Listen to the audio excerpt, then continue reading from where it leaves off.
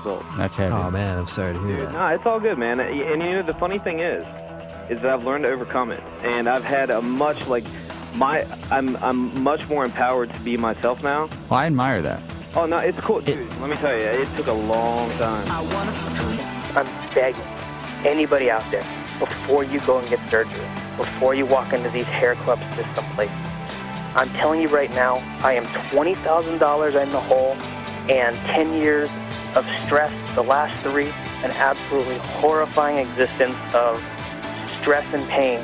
And I can promise you, the stress of this hairpiece is 1,000 times more than I would have ever felt if I had just been confident with who I am, dealt with the fact that these are the cards I've been dealt, and deal with them, and just shave my head.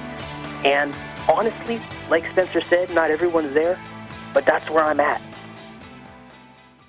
And now something completely different. Good afternoon. I'm speaking to you live just outside. I like to think balding is just God's way of saying, now let's see you get laid. Is it true that if you don't use it, you lose it? What I'd really like to do is put the greatness of this man in perspective.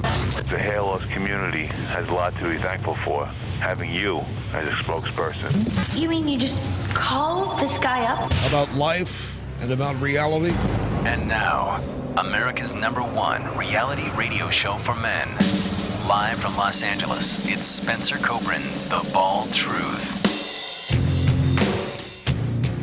Hey guys, welcome to the broadcast. 888-659-3727. Let me clear my throat. Excuse me. Welcome to the Friday broadcast. Sorry that it's a little late. I was actually, I lost track of time. I was swimming.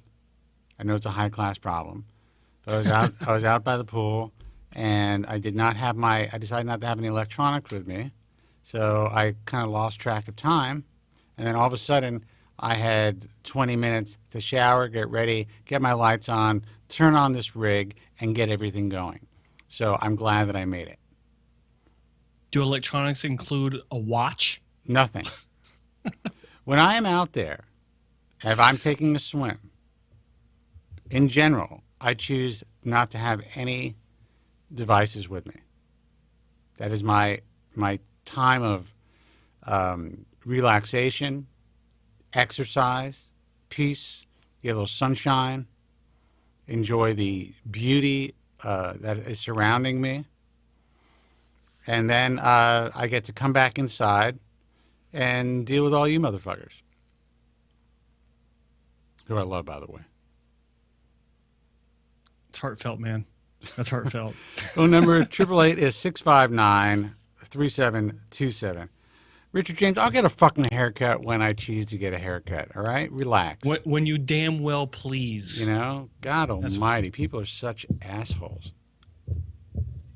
Trying to get my microphone set up.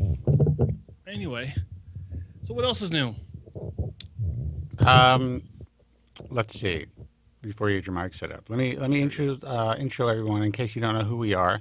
And first of all, let's put the camera on you. I'm a consumer advocate for men and women dealing with hair loss, the author of The Bald Truth and the Truth About Women's Hair Loss. Also happen to be the founder of the American Hair Loss Association and the International Alliance of Hair Restoration Surgeons, which incidentally, just so you guys know, was founded in 2001. There is a similar organization or sounding organization called the British Association of Hair Restoration Surgeons or Surgery that was actually founded in 1996, 2 years before I ever got in this industry. Just in case there's any confusion out there, I figured I would put that information out there for public consumption. They are doing a wonderful job trying to maintain the integrity of the hair transplant field in the UK, which unfortunately is probably one of the most dangerous places to have a hair transplant surgery at this point.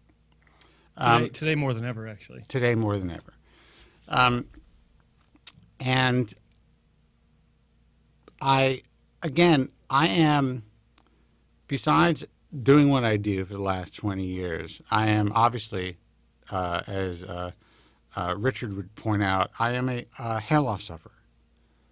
And I deal with issues, just like all of you guys out there, for the past more than 30 years of doing whatever I can to maintain the hair that I have, doing whatever I can to feel comfortable in my own skin, doing whatever I can to come to terms with the reality of that, this is my life. I have been very fortunate to save the vast majority of my hair using FDA-approved medication. I have not had to undergo surgery. I do paint my bald spot, as we joke about all the time.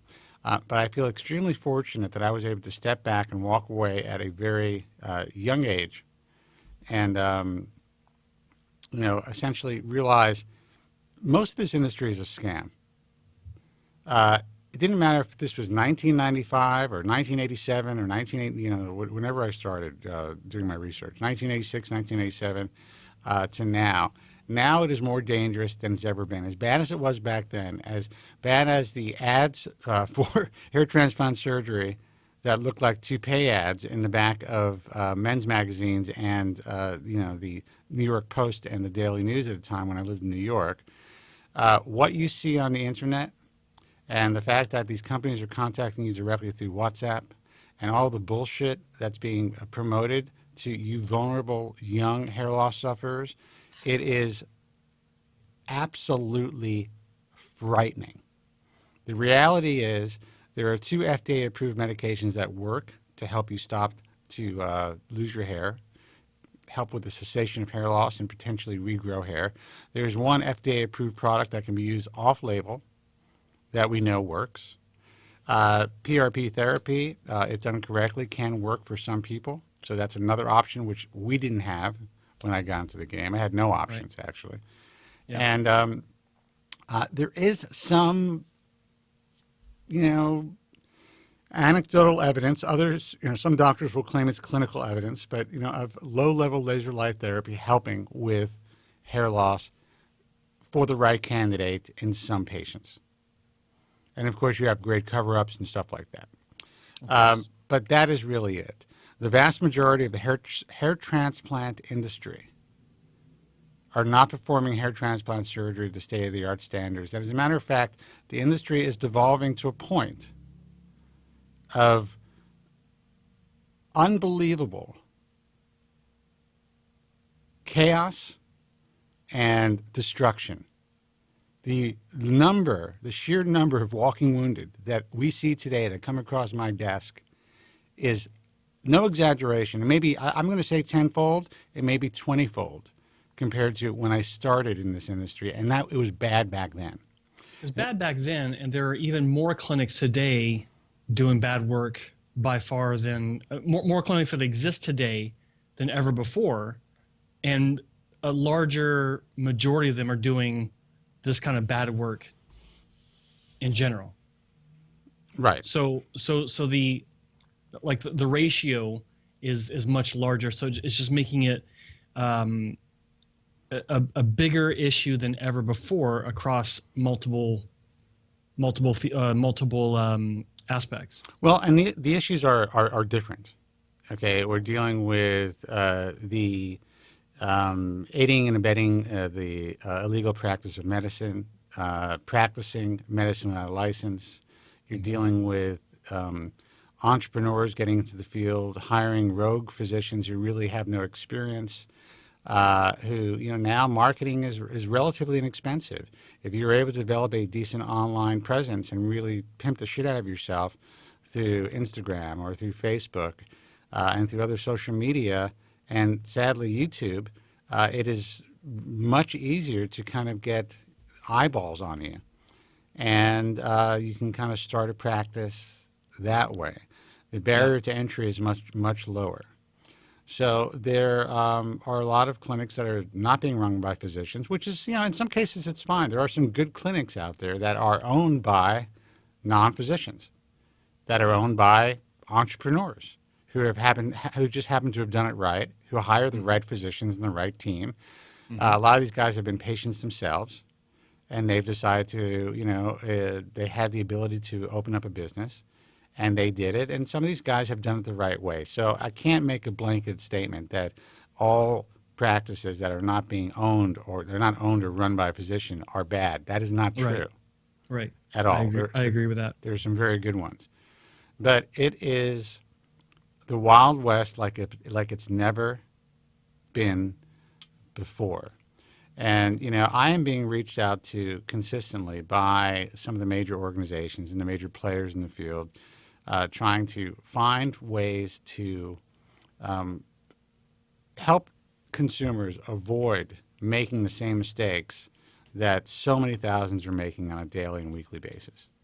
And so many thousands have, sadly, you see celebrities doing it all the time now. A lot of celebrities who are, you know, a lot of UK celebrities especially have made some significant mistakes. And what we are not just attempting to do, but what we are going to do is we're really going to make a full force effort to affect change again, the way in which I was able to affect change back in the late 90s and the early 2000s.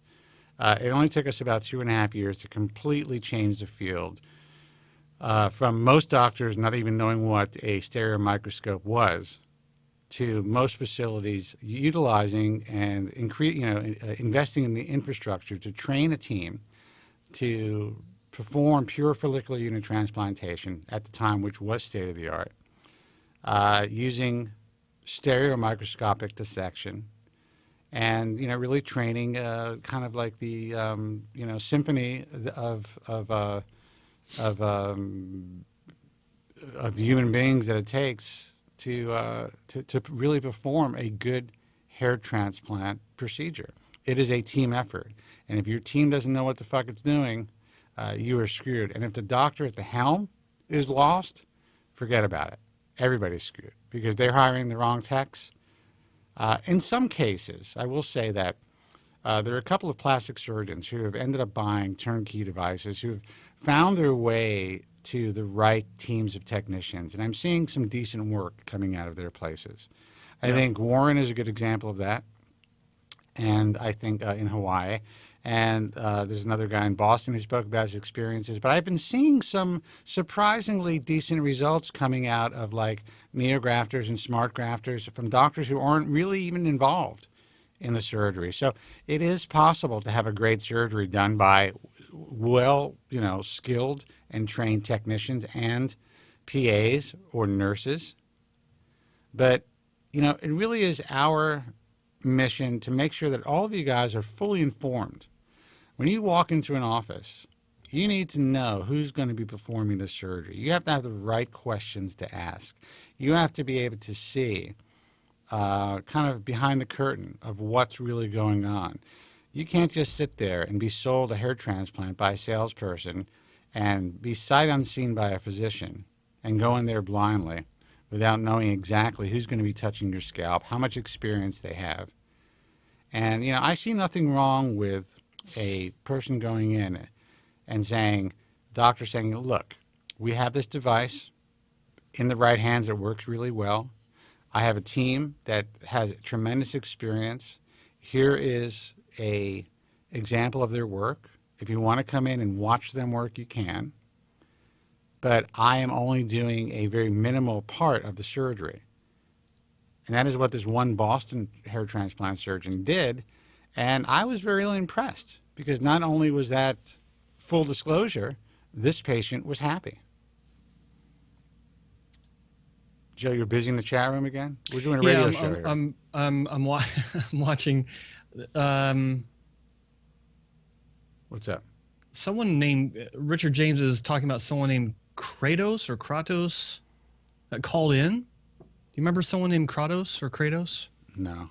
I have no idea what he's talking about. But anyway, back to... But I did see somebody ask about why I named the ISHRS or the letters, the acronym. Well, it's not really an acronym. Is it an acronym?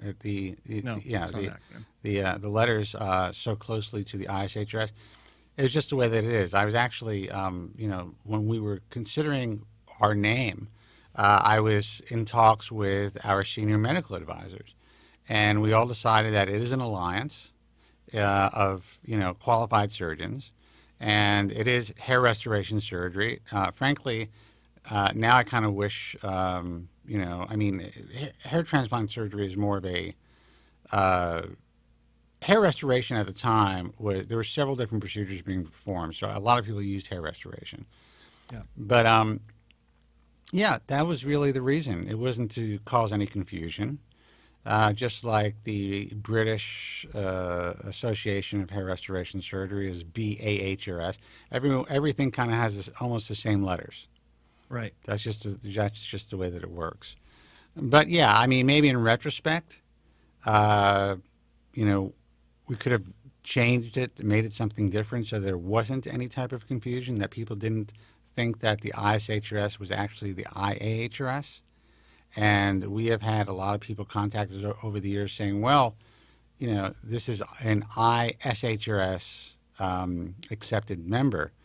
And I'm like, well, everyone's accepted into the ISHRS. But good question. It is, it's a fair one. And I've heard it a few times, someone saying, oh, well, so-and-so was, accepted by the ISHRS. And I think it's just, it kind of rolls off the tongue wrong. And they meant to say IAHRS, and that's fine. I mean, it's the difference visually is the seal. The seal of the IAHRS is vastly different, and that's what people recognize. It's the visual of the seal, not so much the specifics of the four letters. I think a lot of people understand the difference and just kind of get confused when they're actually verbalizing it, which is fine. But it's this industry is I've been talking about it for quite a while. You and I have talked about it, and I've got episodes on my hair transplant class about it. We've got episodes here that we talk about it. The industry itself is spiraling into chaos, and I find it interesting. You and I have sat here together for several years now talking about people should not be having a hair transplant unless they've really made it the last resort to regaining enough hair to be happy.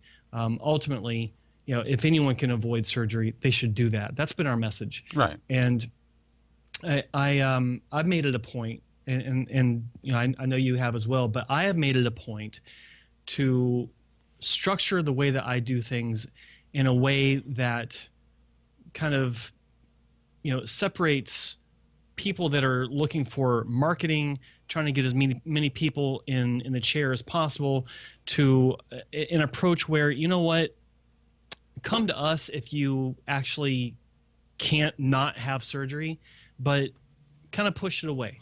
Right.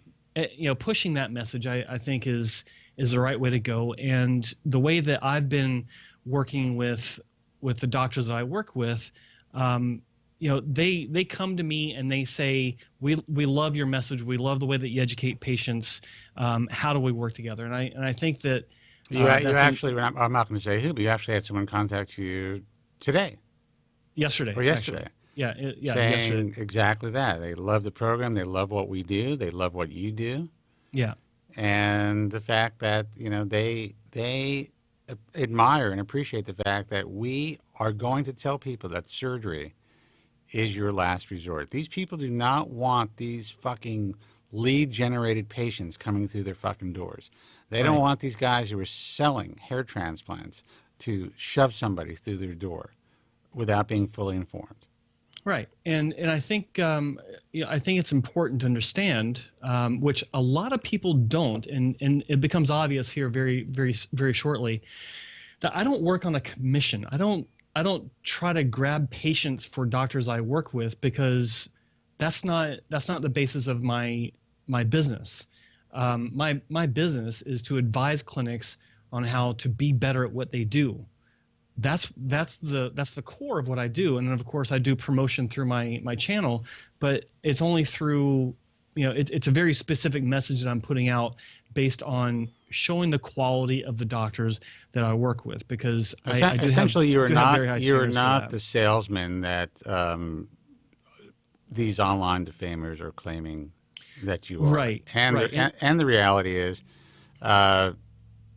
I've never sold a hair transplant in my life. Right.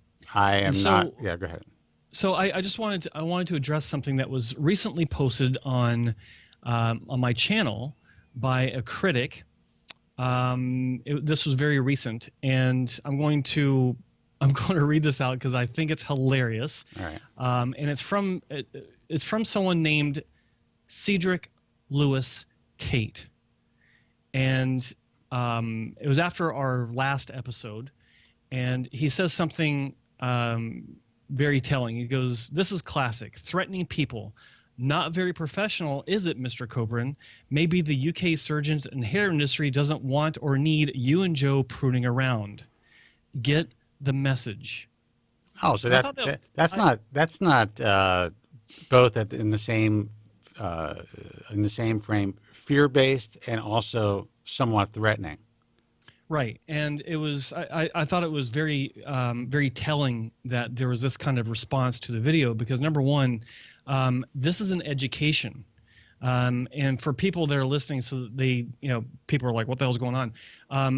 To let you know what's going on, Spencer and I, as well as some other individuals in the industry, have been under an attack, so to speak, by some individuals that aren't happy with the fact that we are educating consumers to the level that we are. And also that we've allowed specific people, like, for instance, Maria Fowler, to come on the program and tell her truth about her experience at a UK hair transplant clinic. Right. And it seems that since that interview went live, and then the interview that I conducted with her as well, that's by the way, Richard, you're right. I do need a haircut. I was just busting your balls. I should definitely get a haircut. Go ahead. I wasn't going to say that, but yeah, I agree. Shut up. So, where was I? Yeah. So this all started after the interview went live, and it's some really, I mean, most people would look at it and be like, wow, that's really nasty stuff. But in the end, it's really nothing. It's anonymous people, not only putting out false information, but making an effort to put out false information. And I think that's funny because, I mean, it just shows that what we're putting out is really effective. I don't think it's funny. I actually take it as a tremendous compliment, as I always have. What is that quote, Winston Churchill? If you haven't made enemies, it's something like, you've made enemies good. That means you've done something important. Yeah, exactly. And that's the reality. I've dealt with haters from the very beginning. This particular crew have unfortunately walked into something that they will not be able to handle. Well, I think part of it comes down to the awareness of their own position, and I don't think that they have awareness to what they've gotten themselves into, but they haven't the awareness of their own position in this. I would say the bigger picture, but it's a small picture where they're concerned. But they're walking into a bigger picture, and part of that has to do with awareness of their own actions. And so the way I responded to Cedric Lewis Tate, which is an alias, by the way, Cedric Lewis Tate made this statement, and I said, and guys, I'm sorry. Hold on. We'll take your calls in a second. I'm sorry to cut you off, Joe. 888-659-3727. Hold on. This is good stuff. And I responded, and I don't have my exact response in front of me, but I said something about that's interesting or whatever. Why don't you give us a call on the show and we'll discuss it? So the response that I got was not, hey, great, love to call in and talk about this. It was a long, drawn-out diatribe of accusations and innuendo. So I'm going to read you what Cedric Lewis Tate had written. He wrote, "Your attempt at playing innocent is laughable. What is the game on message you've got on the video still?" Well, exactly what we're doing now, game on. But the problem is that on my side or on the other side of this game, it hasn't even begun. So, You have been polluting this industry unhinged for years. It is your actions that have created anger in the UK and European hair transplant industry. Now, why would anybody anger? Why would anybody in the UK industry be angry at you or me for doing what we do? The only thing that I can see, the only angry parties that I can see are possibly the one party that we allowed someone to speak about, the one that has essentially been dragged through the fucking mud in every major publication of their country. Yeah. Where the former or so-called former owner has had to allegedly escape or leave the country. I read recently that I thought it was 500,000. Apparently, this guy, if this guy is connected to this, actually had to go bankrupt for, I think it was less than £300,000. How does that happen? That happens when you are in a really bad position in life. Yeah. And that usually happens to, sadly, to people out there trying to make a quick buck and who are, I'm not saying this is the case with this guy, but who are, I didn't want to use the term. But who are okay. not good people. People file bankruptcy. We'll just say to that. So the next thing he says is, and this is where it gets interesting, having spoken to 27 different clinics, 16 surgeons, and 14 patient educator coordinators in the UK and Europe about your behavior online and in the UK, they were unanimous in their dislike of what you've done to the hair industry. What does that even mean? So what this person is saying is that as some sort of civilian that I have to assume, because, I mean, who else would have access to 27 different clinics? Right. That, I mean, I don't know of anyone that is that's unplugged from the industry that can speak to 16 surgeons, 14 patient educators in the UK and Europe. Right. Who has the time to do that? I wouldn't even do it. Yeah, I wouldn't even do it. And I just think I think it's hilarious that someone expects us to believe that they actually have the time to do this. Well, they may have the time to do it, but I think what this particular sad and what I would consider to be very desperate human being is attempting to do is somehow make you believe that there is some sort of impending catastrophic event about to happen. And we're getting to that. Yeah. And So but what is I will it? tell you there is. Yeah. Oh, well, of course, and we'll get to that. So guys, come on, hold on, don't hang up. This is important. 888-659-3727. In the last 7 months, 9 surgeons have come forward to complain in confidence that Joe Tillman has directly contacted patients still under their care, bombarded their patients with messages to confuse them, and then arranged for the care to be done by other surgeons who happen to be registered with Spencer Kobren and IAHRS and its offshoot, the BAHRS. Again, what does that even mean? I'll let you speak, but how can the BAHRS be an offshoot of the IHRS when the BAHRS was founded in 1996? That is a full 6 years before the IHRS was founded and 2 years before I was even published. I wasn't even in the fucking industry. but they're an offshoot, right? And I'm the big swinging dick of Harley Street. So my question is, okay, last 7 months, 9 surgeons have come forward to complain. To who? Who are they complaining to? Right. To you, Cedric Lewis Tate? Who the fuck are you? Right. I mean, we have to assume this is an alias, obviously, but who is there to complain to? Look, let me tell you something. The loudest guys in the room are the weakest. And these guys are actually so weak that they are hiding behind screens and attempting to remain anonymous, which I am telling you right now, as of this point, they are not. However, with that said, and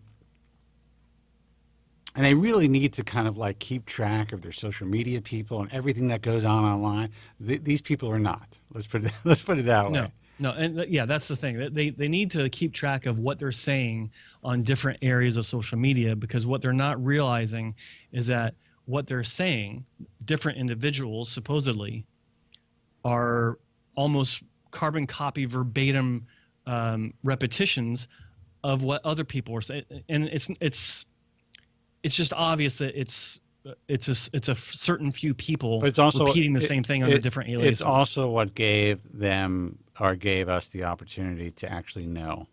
Right. And it's the level and the amateurish move of all of this really speaks to their level of fear. Yeah. You know, this is a group who are trying to create some sort of a smokescreen so that they could end up saying, "Hey, wait a second. Yeah, there's a lot of bad shit online about us, but look at all these other motherfuckers. Look who else is out there. Look, you think we're bad? Look at these guys." Exactly. Look at our competitors. They all have this, and it's all looks like the same person who's doing all this to all of us. It's someone out there doing this to everyone. Yeah. Holy cow. So let me continue. So and then we'll move on. But he says each surgeon was explicit in their condemnation of this unethical practice. They were appalled that UK surgeons would accept such cheap salesmanship. It ain't cheap, let me tell you. Even more so appalled that a UK surgeon would pay for patient napping services. I don't know what napping means. The surgeons who accept such behavior are at the very least I think it means like kidnapping. Showing no professional courtesy to their fellow colleagues. 9 surgeons came forward. Where? You, along with others, have perpetuated a cowboy industry and have made the UK industry toxic. We have on record 2 surgeons from the UK and 1 from Europe who have come forward to state that they rejected your advances when you offered them patients that were still under the care of other surgeons. For example, treatment not completed. Try to explain that. I don't even know. Please. Yeah. Well, you try to explain that.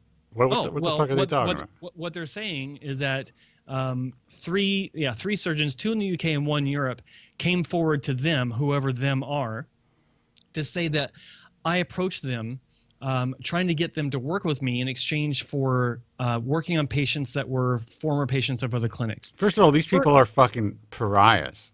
No legitimate surgeon would ever talk to any of these people in any way, shape, or form. And now they're going to be essentially pariahs in a way that they could never have even imagined.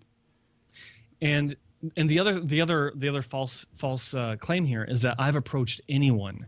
I've approached 1 doctor ever to work with me, and that was only a question simply because he had already been getting about 6 months worth of free advice. Right. And I said to him, "Don't you think it's about time? Like, if you want to keep getting this advice, don't you think it's about time we make this official? Right. If not, then I can't keep giving you free advice because this is what I get paid for." Right. And that's it. No one can say that, especially in Europe or the UK, can say that I've approached them with an offer to, hey, come on board. And also no one could ever say that you've ever steered patients to or offered patients to people for some sort of a commission basis.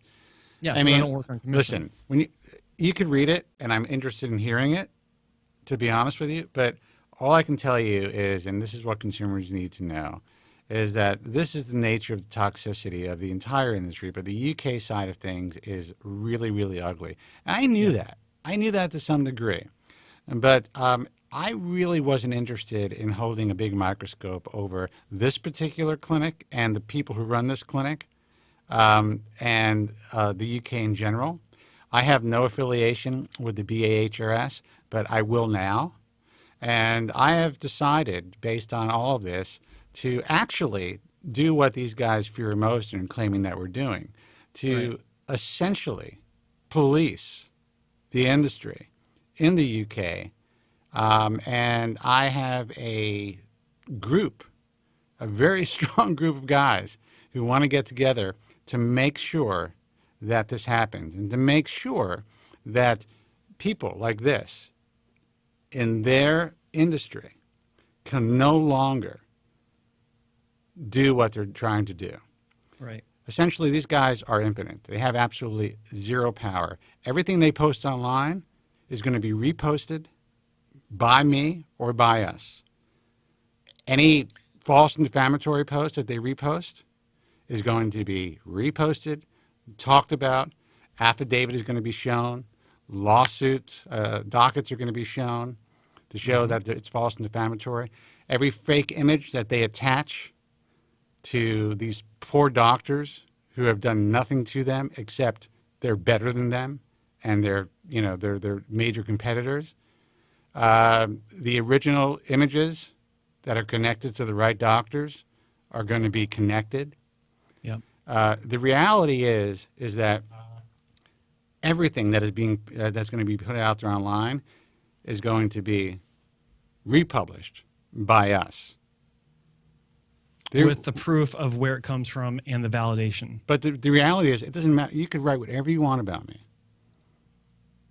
We're ahead of this game.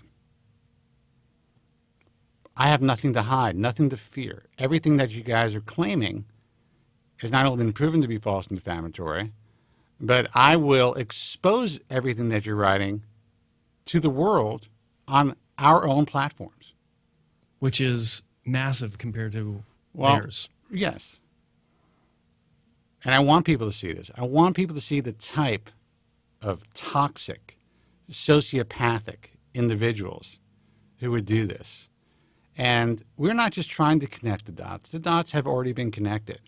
So what will be happening, and again, this guy's going to think this is a threat. This isn't a threat. This is an education, my man. I am educating you on the reality of what's going to happen. I have been asked. I normally would just walk away from this stuff. But I have been asked to lead this effort. I've been asked to lead this effort by countless patients who have been harmed, damaged, disfigured, who have lost their life savings, who have been believed they've been ripped off, conned, disfigured, allegedly by the people who are behind this campaign. And now they have a good friend. And it's going to be something fun. It's going to give me a new project. We've already started the project. And I think it's really important for consumers to see this happen in real time, to see what the industry is about, to see what they're dealing with. It's going to give them another level of pause before they make a decision to go to a hair transplant doctor. It's going to give them another level of pause before they even decide to have surgery. And that's our job. Our job is not to sell surgery. Our job is to educate people about the entire scope and the possible pitfalls of surgery. Our job is to say, look, these guys have consistent results. These are the guys that we have chosen to work with. If any of these guys who have been putting this stuff up there can see the database that we have of applicants, and by the way, I think that this is important. They're claiming that doctors pay us up to $12,000 annually to be a part of the IHRS. I don't know where they got that number from, but it's twice that amount. And, boom! And the reason for that is that we are a selective organization, that the doctors that are part of what we do support our efforts in truth in advertising. We have no online consultation forms for a reason.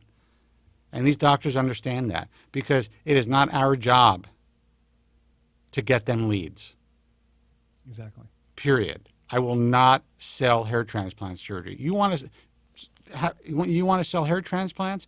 Go over to one of the other networks where they have online consultations. Spend your money over there. You want to be part of a credible organization that educates the consumers, and anyone who finds you and sees that seal knows that you support truth in advertising and what we do, then you come aboard with us if you qualify. And sadly, most guys don't qualify because I'd love to take their money. Yeah, exactly. You know, I won't read any more of that because it's just more of the same. But I will say that the stupidity of what's his name? Wait, hang on. Of the person behind the alias Cedric Lewis Tate is enormous, because 2 hours after Cedric Lewis, you told me this. Go ahead. This is funny. Yeah. So 2 hours after Cedric Lewis Tate made this post on the under the video from last broadcast, there was a screenshot of this on another web property that is designed to attack me specifically, me personally. And what's funny is I didn't even notice this until 4 hours later. But where did I notice it? I noticed it in the comments held for review section of my channel.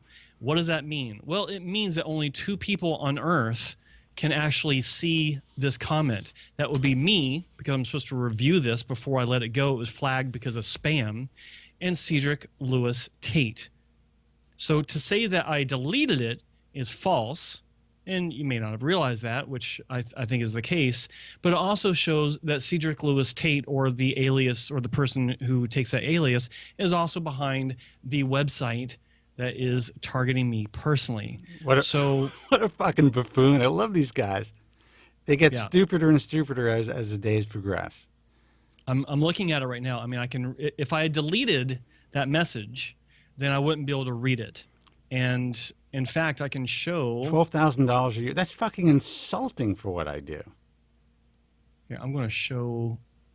Let's see. Hold on a second. I'm going to turn my camera around. I'm going to show everyone, just so you know that this isn't a screenshot. That I'm not wearing pants. I'm going to move my camera up here. Let's see if I can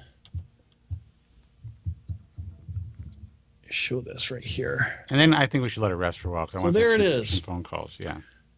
Likely spam. Cedric Lewis Tate, and there's that big long diatribe. Now, how on earth would he be able to? Would it not the best move? How on earth would somebody be able to get a hold of that? Move the camera back. How on earth would somebody? How on earth would somebody be able to get a hold of that and put it on a defamatory website if they were not in charge of that? If they were not in charge of that defamatory website. Can you hear me? I could hear you. Can you hear me? Yeah, I can't hear you. What happened? Can you hear me? Okay. Yes? You probably unplugged your headset. Guys, the phone number. Take the camera off me. Guys, the phone number is 888-659-3727. 888-659. Off me. 888-659-3727. Look, this is just fun bullshit. We have and I'm going to take a call right now. The main reason we are going forward with this is that, again, I don't sell anything to the public. I have worked directly with the National Advertising Division of the Better Business Bureau. I have been in contact and will contact the Federal Trade Commission about what's going on, just so that I could potentially have somebody on the program to address. No idea why I can't hear. To address the issues that these guys are, and the false and defamatory commentary that these guys are now reposting. I deal with all of these guys on a semi-regular basis, at least once a year. These organizations or these government agencies will contact me. I dealt with the assistant state's attorney in the state of Illinois, where they asked me to act as an expert witness against a con man in the state of Illinois. And based on my testimony, they were able to get a lot of things done. So I work with state and government agencies to essentially put people like this behind bars. And I am going to be contacting the same agencies that they claim to be contacting in the UK personally, and be providing them with the information that they need in order to. I got to turn your sound down, John. In order to expedite this process, in order to get things moving in the right direction. I think that the consumers are looking at the doctors that these guys are maligning really need the opportunity to know the truth, because they are maligning some of the best, really the only handful of doctors who are doing great work in the United Kingdom. And they were doing so because, in my view, this particular company, essentially their name is mud. Every major media outlet in the United Kingdom and other parts of the world have caught on to what has been going on with this unfortunate situation. And now they are somehow treading water trying to stay in business. And it's very unlikely that's going to happen. Let's take a phone call, and we will eventually rehook up with Joe. I have to get into my other computer. Hey, man, you're on the air. Who's this, and where are you calling from? And excuse me if I seem preoccupied. I'm trying to get Joe back on the air. What's happening, man? You are on the air. Can you hear me? Dude, you've been holding on for like 20 minutes. All right, call back. Hey, man, you're on the air. Who's this, and where are you calling from? Hey, it's Mory now from Florida. Mory from Florida. How was the move, dude? Oh, well, it's crazy. I'm still waiting for the movers. I've been living out of a hotel the last few days. But isn't it something, like, I know it's humid down there, but isn't there something fraying about getting out of fucking New York? Yes. It's called peace and quiet. Yes. You know, you can actually hear yourself think. You aren't, like, shoulder to shoulder with human beings at every turn. You know, there's nature. Like, I'm seeing, like, lizards running around and, you know, egrets and birds flying and chirping, and there's trees and, you know, I mean, yeah, it's there's a little too many automobiles around, but, you know, it's definitely calmer, I would say.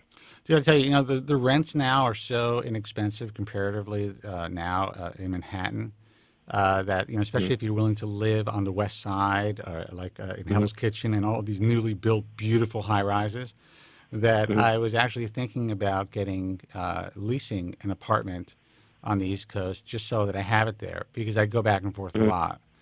And, I mean, you can get a really beautiful place for, like, you know, an 1,100 square foot place in a tremendous brand new high-rise, gyms, all that stuff for, like, $6,000. I know it sounds like a lot of money to people, but for New York, that's nothing. And it's really they've really built up these old buildings, and also stuff in the financial district. So I think I'm going to start experiencing the city a little bit more. But as far as living there full time and having to escape it or going to work there every day, let me tell you something. For me, and I left as a young man, it was a miserable life. I couldn't deal with it. Well, yeah, I mean, I've spent the better part of my life in New York City. I grew up there. I mean, there were a number of years where I left but came back. So I know what to expect, and it has its high points. I mean, there's no better place to find live entertainment, to see great music and theater. You know, there's no better place that I find that you could find, you know, food from every corner of the universe. I didn't realize you were so cultured. Yeah. Well, I don't know about that. I'm just a typical New Yorker. But it's, you know, it's home. It still is. I'm just staring at my comb over today. It's I got to get a haircut. Go ahead. There's a few flyaways there, but it looks okay. You know, it just looks like you need a haircut. It doesn't look like you're hiding anything. Thank you. Call in to let y'all know that I landed here okay. Well, I'm glad. Yeah. I'm glad, and you sound good. And so, how's your mother doing? She's good. She's going to stay with me. She's trying to figure out what she wants to do. She's going to stay with me through the high holidays, and then she's going to go to Colombia, take care of some business there. Then she's going to come back to New York because my sister needs her help. And you know, and then once the weather gets cold, she'll come back here. At least that's the hope. Okay. Anyway, yeah. Oh, so I just had this thought. I'm watching you two guys, you know, and this war that you're starting with these folks in the UK. Oh, no. I want to. Let's go back. They're starting it with us. Oh, I see. Interesting. We're finishing it. Good. Well, that's the way you want to be. Yeah. So I'm just thinking of you guys. Like you're the Cape Hair Crusaders, is what you are. Batman and Robin. Well, It's pretty funny. I mean, according to them, they put up this incredible, which is if you look at one of the thumbnails, and I'm going to pot Joe up. He's back. If you look at one of the thumbnails of Joe's videos, they put up took the time to Photoshop this hilarious, they called it the Wolves of Harley Street. And I am obviously the big swinging dick because I'm sitting there in Leo DiCaprio, on top of Leo DiCaprio's body and with my hands out. And then you got Joe in the corner. I don't know why they picked that fucked up picture of Joe. But I don't know why they put me down in the corner with putting me on the body of the guy that's holding the monkey. Yeah. It's like, no. Come on. I don't know, man. I think that's maybe, that's where they think you stand in the industry, I guess. I guess so. Which is kind of sad. But, pictures of actually some of the best doctors in the UK, real competitors, guys that, these guys sadly cannot even hold a candle to. And basically they made like a movie poster with our names on it and stuff like that. Like we have somehow, a cartel trying to control the UK market and Harley Street, which is obviously the main drive for all of the, for a lot of physicians. Right. And higher end clinics. And it's just, it is what it is. There's a lot of really unwell, fearful people in this world. And they honestly had nothing to fear. They were not really under my radar. I mean, it was just kind of like, I knew they were there. We saw what was happening. I was asked to actually do a lot more than I was willing to do. We both were, yeah. Apparently, there were a lot of posters on my message forum who ended up being real patients. So if they could verify they're real, then they're allowed to post. This clinic had the opportunity, and I'm not saying this clinic is the clinic that's doing this, but allegedly, the clinic that was being talked about by all the unhappy patients had the ability to contact us directly and say, "Hey, you know what? This isn't true. Let's discuss this." It would have gone directly into private moderation. Everything would have been adjudicated, and the worst thing that would have happened was the original complaint would have stayed up. The response would have stayed up, and then the thread would have been locked. And then Bald Truth Talk wouldn't be coming up under their name as number 1 or number 2 on the search engine with 12 different pages of crap. Yeah. They had, control of all of this, and now they are attempting to essentially terrorize. They've become online terrorists, in my view. Terrorize Joe, terrorize me, which obviously I've been through this forever. Attempt to, because this is. I was going to say, you guys don't. This is just funny, man. Well, it's not even about scaring you. I've been through this since the beginning of my career. You can go online, you can dig for all kinds. You're going to see all kinds of crazy shit.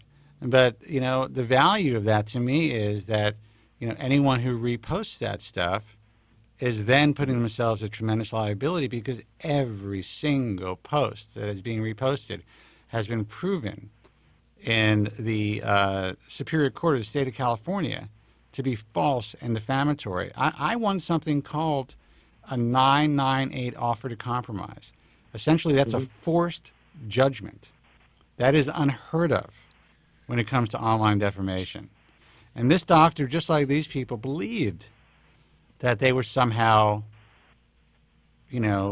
safe.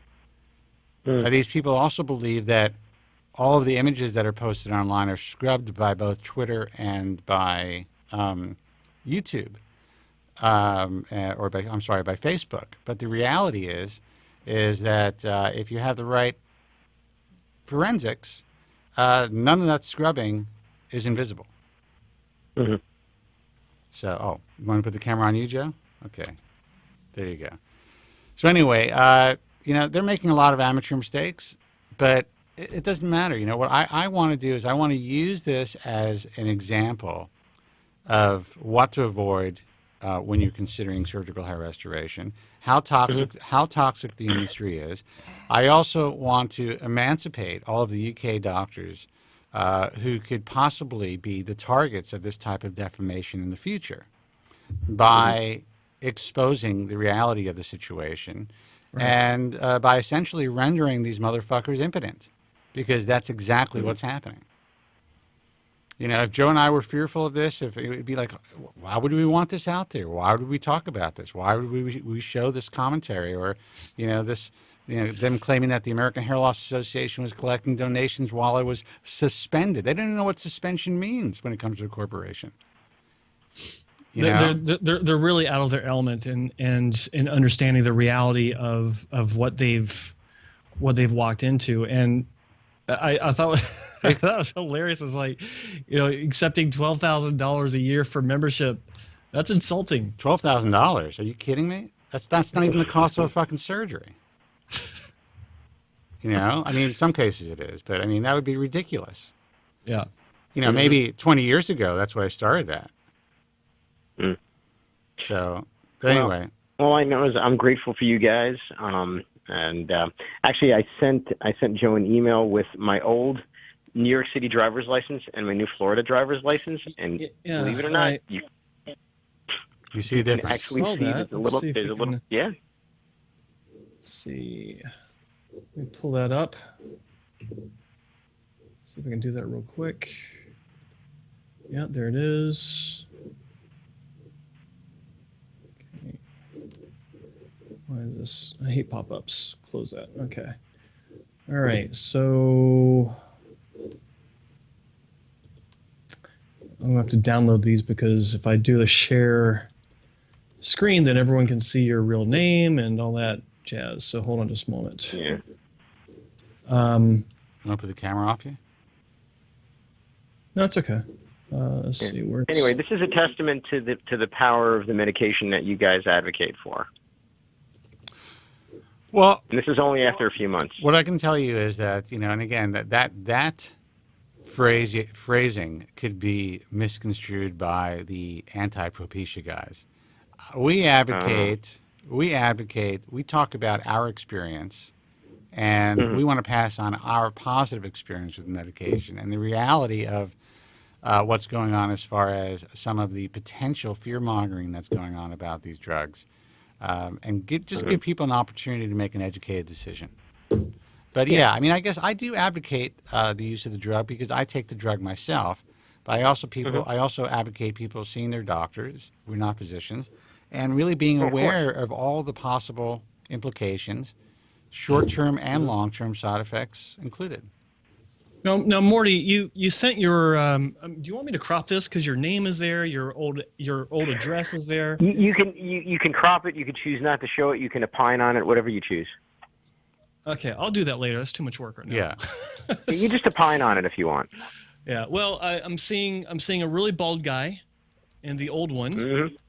Yep. And I can see that you're 3 months older than me, almost to the day. Mm-hmm. And let's see. And then the new one, I can legitimately say to everyone that I see hair on top. There you go. Morty's got hair. Yes, he does. Congratulations. I know it's a great feeling. Yeah, man. Yes, it is. I win. So it's really, I mean, you're really one of the lucky ones, man. You're one of the really great responders. That's fantastic. Yeah. It's still got a ways to go, but the fact that the cheesy little camera at the DMV caught it is pretty amazing as far as I'm concerned. Well, you got a hairline now. That it actually frames your face a bit. So well done. Yes, it does. I think that's great, man. And like you guys said, I've got months of growth ahead, according to both of you, and you know, I'm very thankful. And it may save you, besides our advice, it may save you from even ever considering a hair transplant again. Yeah.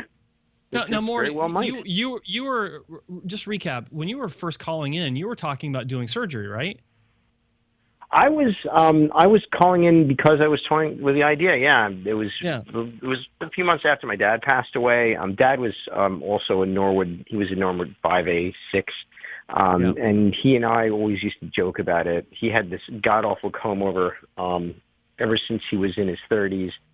And he always used to say, Morty, you should do something about your hair, because he always wanted to do something about his hair. And when he passed away, he left me with a sizable amount of money, which I was considering possibly using for a transplant. And, you know, I hunted around on the internet, and I found the IHRS. I found your show, and I figured I'd call in and talk to you guys. And you guys basically, you told me, well, and Joe did through his videos, don't have a hair transplant. Sean that makes these UK guys very upset that you found us, and that it's probably surprising to them, not that Joe told you not to have a hair transplant. Neither did I. It sounds like you got dropped, dude.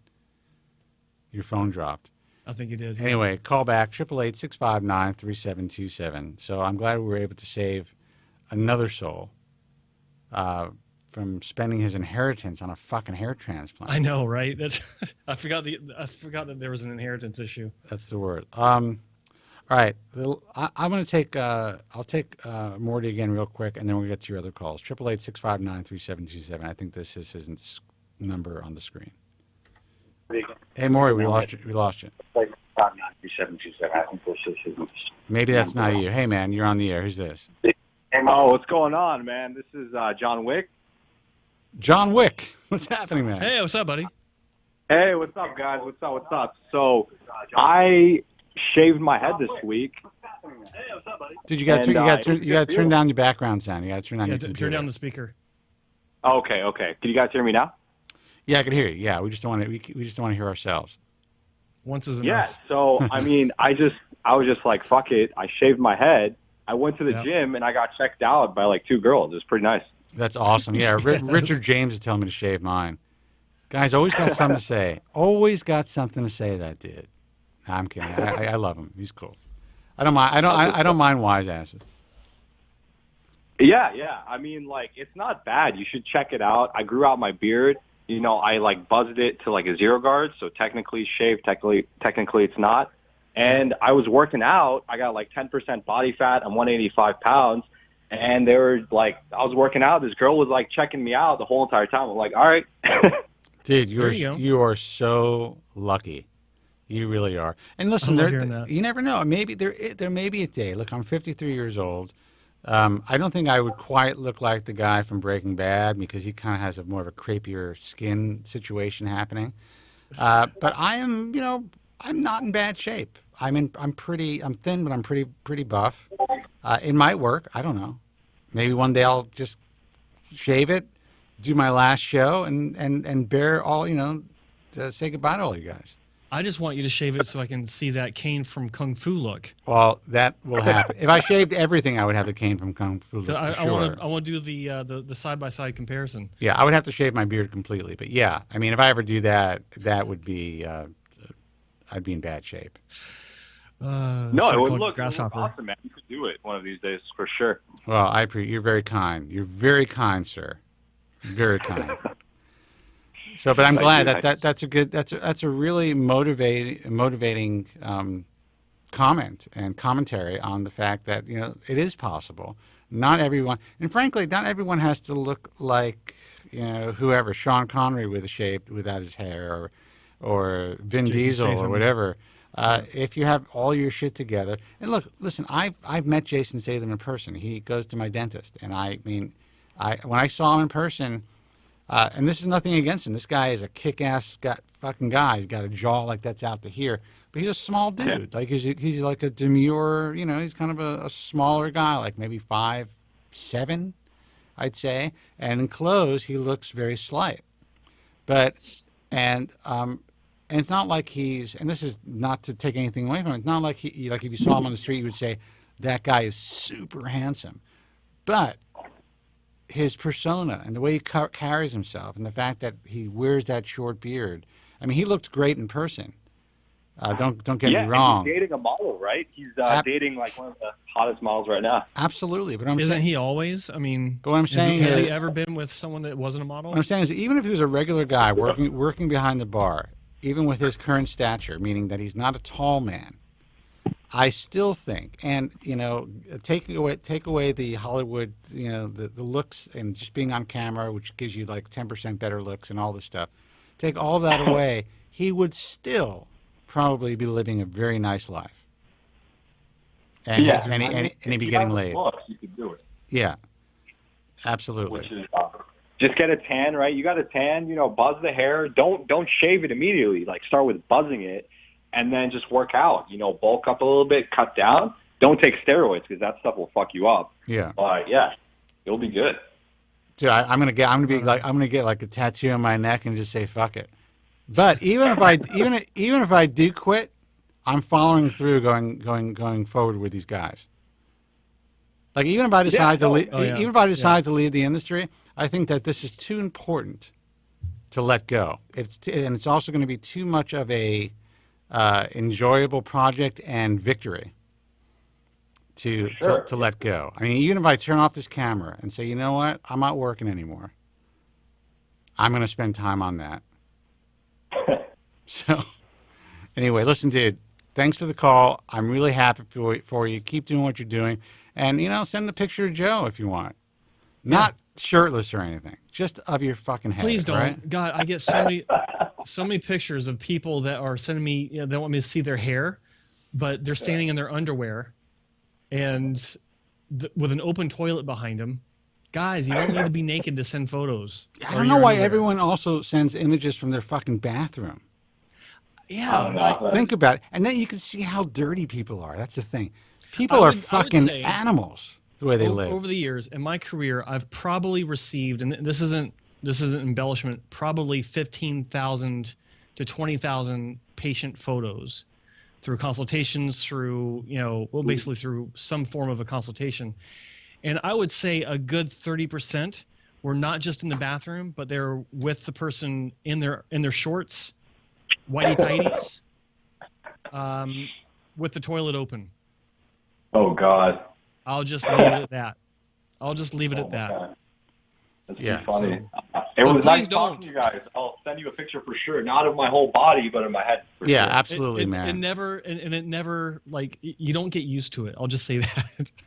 Dude, but you see like their bathroom items, and you see like, you know, the you know, if they live with a woman, you see the ridiculous toiletries and dried toothpaste. On the sink. Like, you know that they shit themselves because they have a pair of underwear on the doorknob that they wash by hand.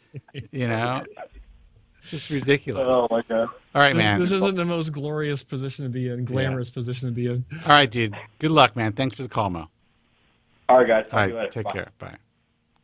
John. Sorry, John. Yeah. I thought it was Mo. He said John Wick. Oh, John Wick. Who's Yeah. Mo? All right, thanks, John. Sorry about that. He was cool. He didn't want to correct me. You can correct me if I say something. If I say the wrong name, whatever it is, I want you to correct me. I tell people all the time in my life, I don't want to come across as a complete idiot. So if I mispronounce something, correct me right away. If I say the wrong term or the wrong name, there's so many people out there that have such fear of either being wrong or being corrected that it somehow makes them weak. Yeah. I'm like, I'll even tell Joe, which is rare, but we went out drinking and I think we were eating some stuff. I'm like, you tell me if there's something in my teeth, man. Do not let me go out like that. Yeah, please, for the love of God, tell me if there's spinach in my teeth. Yeah. Because I never forgot. I'll take your calls in a second. I went to this meeting, and this is when I was on the radio, and it was with a radio station here in L.A., KRLA, and they were actually, this is an obnoxious word, they were courting me to be on their station. They wanted to take me away from 97.1, and they were actually going to really promote the hell out of the show. There was not going to be, they were willing to take the program on, pay me, and work within my parameters and my guidelines of advertisers. Now, the truth of the matter is, the reason I didn't make that deal is because by brokering time in Los Angeles and then reselling it, I was making a hell of a lot more money for those 2 hours. But they were giving me the respect, and they were going to promote me as a show and all that stuff. I get out of the fucking meeting, and I go back to my car, and we had spinach dip.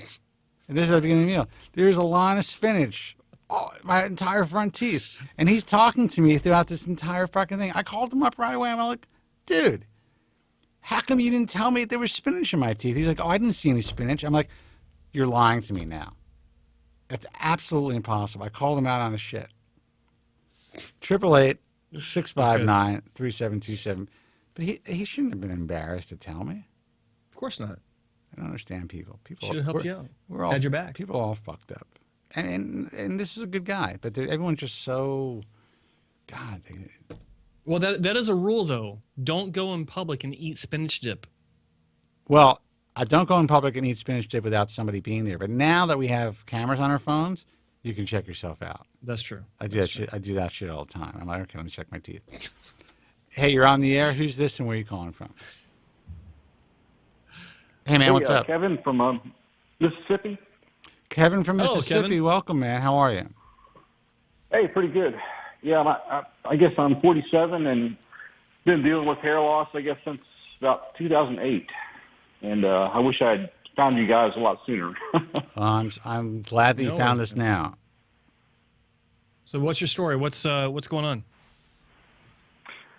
Well, it was kind of interesting. I guess I joined the Air Force right when I was 18, and I started to basically wear a flat top. I pretty much wore a flat top my whole career. And which is, basically, depending on how it's cut, you're pretty much 80% bald anyway. So yeah, I didn't really notice much hair loss until I got to about 36.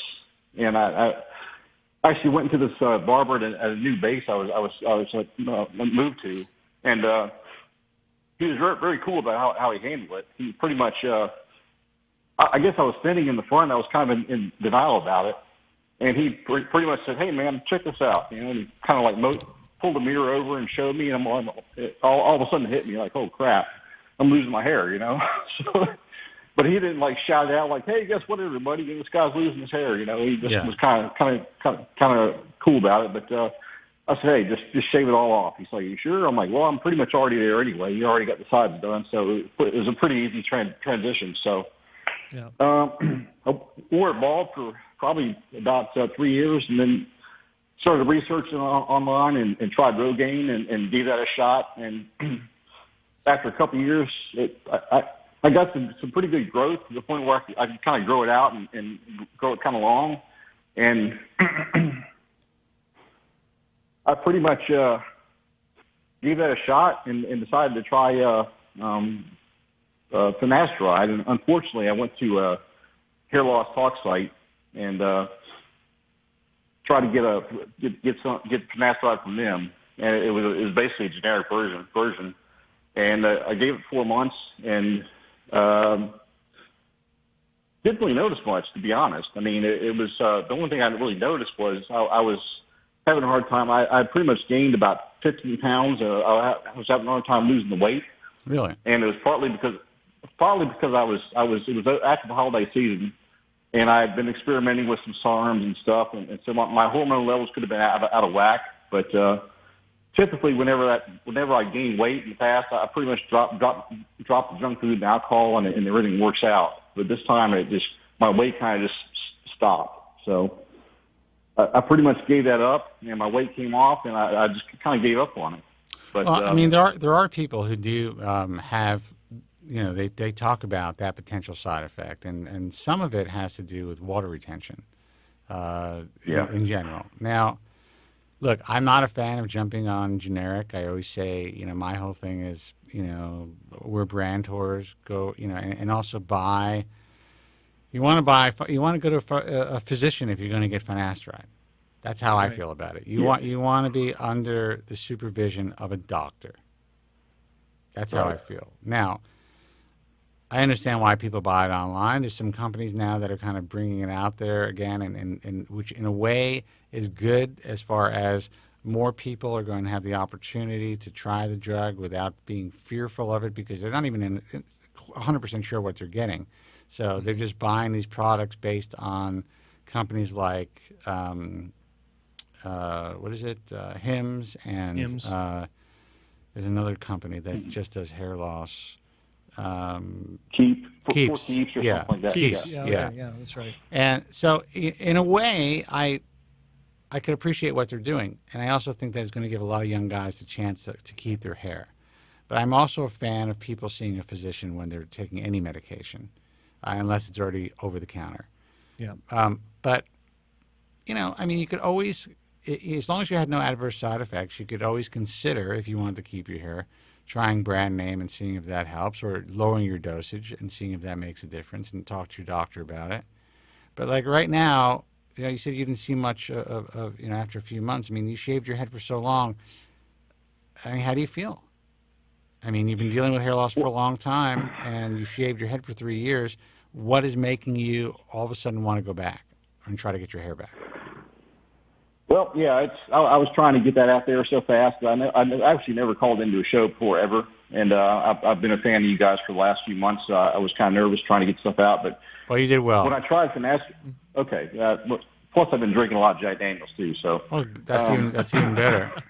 No, I actually when I tried the finasteride, it was actually 2 years ago, like 2016, early 2016, and I guess.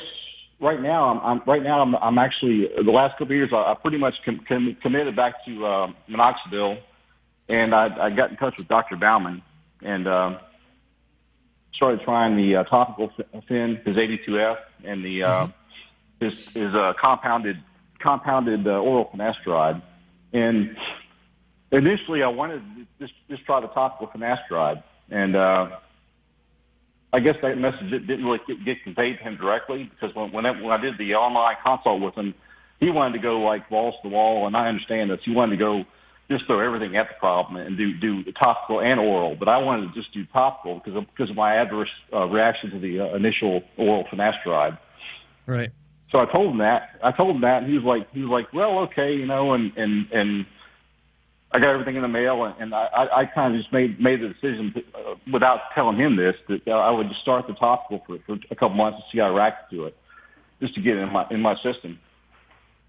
So I pretty much started it. It seemed like the first month it was great compared to how, at least as far as how I felt to my scalp, it felt good compared to how the regular minoxidil felt. Okay. It just soaked in. There's no irritation.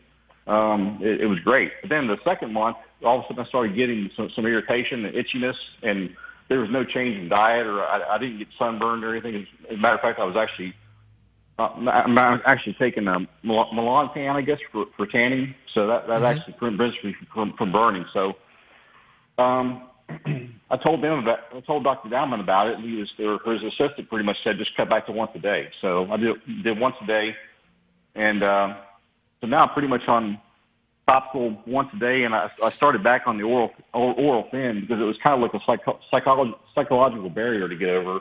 Once I had the finasteride in my system, I was like, well, okay, there's no side effects, so I can start back on the oral as long as it's a reputable source. So what have you been seeing since you started back?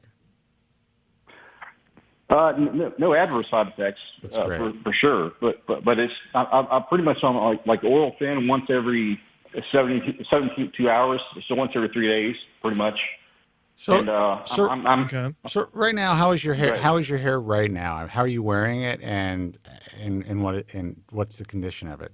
Have you seen it continuing to improve because you were on the minoxidil for so long? Is it a visible and appreciable difference compared to when you started to lose your hair? Yeah, it's right now I'm pretty much shaving it down to a 1 every 10 days.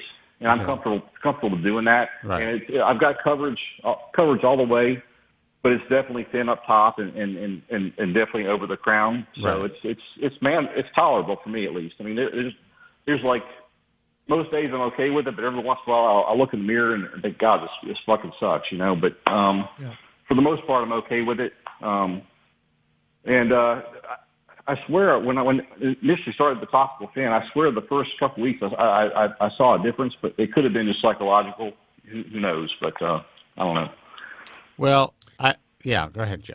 Well, I was just going to say, I mean, it sounds to me like, you had a mixed experience to begin with, but now you're in a better position to where, you're not really having the same issues before. So, I mean, how do you feel about this now?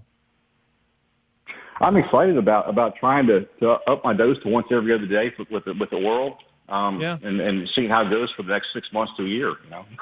I think I gotta tell you, when you were talking about your I wish I'd heard about you guys before segment, I was worried. I thought you were about to tell us that you, no, I was worried because I thought you were going to tell us about a bad surgical decision. And so I'm very relieved that this is nothing about surgery, because I'm just, it breaks my heart every time. And that's what I was expecting, the way that you were talking. So I'm glad. Good for you. You're trying every avenue short of surgery. And I think that, this is a great lesson for people that are watching and listening to absorb that, when you have options, it's a really great idea to experiment and move things around. And just because you try something once and may not have the best experience with it doesn't mean that there aren't alternatives to that same route that might work out for you, just like with you. And so this is a great message, great example that I hope other people take stock of. Yeah, and honestly, I had actually talked to Dr. Crap, his name all of a sudden escapes me. The North Carolina Dr. Cooley, I guess. Oh yeah. Mm-hmm. I actually did a phone consult with him, I guess in early 2012 or 13, when I was actually considering a hair transplant. Because at that time, before I found you guys, I was under the false impression that you could actually get a hair transplant and not take finasteride to maintain your growth, to maintain your original hair and the new hair. So she was nice. She spent like an hour on the phone with me, but luckily at the time it was a blessing in disguise. I was only working part time after retiring from the Air Force, and just didn't want to take on the debt. So I just kind of put that on the back burner. And now I'm not totally ruling out a transplant, but it's definitely kind of far off in the distance. If you're wearing your hair as short as you're wearing it now, and you're able to live that way, rule out a transplant. Yeah. Do not go down that road, dude. Once you're cut, you are cut. It is a whole megillah. People get plastic surgery because they are very unhappy in their own skin for many reasons, and sometimes it's valid, and it could really be life-changing in a positive way, and sometimes they just want to make a slight improvement where they were actually pretty happy and content to begin with, but they figure, hey, it's out there. Let me give it a shot. Just like what Maria Fowler did, in the UK. I mean, this is a beautiful young woman who had a very natural appearing high hairline, but she looked great. Wasn't losing it. It actually suited her face. Yeah. I looked at when I was dealing with. I was looking at her earlier photos, and it's just like there's absolutely nothing wrong. And according to her interview with us, she was essentially, and again, I wasn't there, so this is just hearsay, but she was essentially talked into having a hair transplant based on a comment she made saying that she didn't like the size of her forehead and that her hairline was so high. And allegedly, the people she was dealing with said, well, we can fix that, no problem. Let's get this done. We'll hook you up. We will hook you up. Hook you up, yo. And I got to tell you, they hooked her up because I can honestly say, and I'll say this, I'll repeat myself. When I first saw that horrifying image of this poor young woman coming out of that clinic, I thought to myself, she has no idea what she has just allowed to be done to herself. Yeah. She will never, ever, ever be the same. Now, that's the real sad part is that, even with, it wouldn't matter where she went. This is, but any work that she has done to the hairline now, it's going to be improved, but it'll never be the way it was. Yeah, and she is now stuck with hair that is growing perpendicular to her scalp. Yeah. That will constantly have to, be, with her added improved hairline, if things go well with that, at least she'll be able to comb her hair back more naturally. And, when she tries to wear it down, she may have the opportunity to possibly train it so that it falls a little forward. But she is unfortunately set up for a really difficult time, and she's aware of it. Yeah. So I'm glad, dude. If you don't need it, You can live without it. You know, I don't care how much these guys make fun of me if I need a haircut. I will, you know, I don't need a hair transplant, and I'm not going to do it. Yes, if I had a great one done and everything went great, I'd be able to comb my hair straight back, never have to worry about it getting, you know, unruly like I do now. Don't have to go on the 3-week haircut thing that I have to do in order for it to look decent. But I've made that choice. That's called opportunity cost. When you choose to relinquish something of value for the possibility of having something of greater value. And you do that in business, you do that in life. Yep. So my advice to you is what you have right now is something you don't want to relinquish. You're a very lucky guy.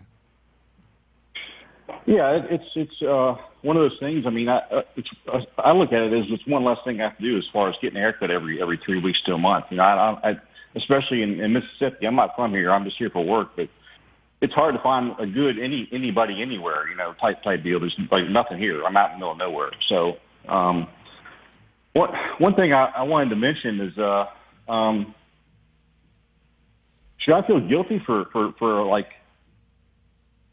taking up Dr. Bauman's time and just getting finasteride from him? I mean, should I be looking elsewhere for that, or why should you feel guilty? Okay no. He's a doctor. That's what he does. That's what doctors do, man.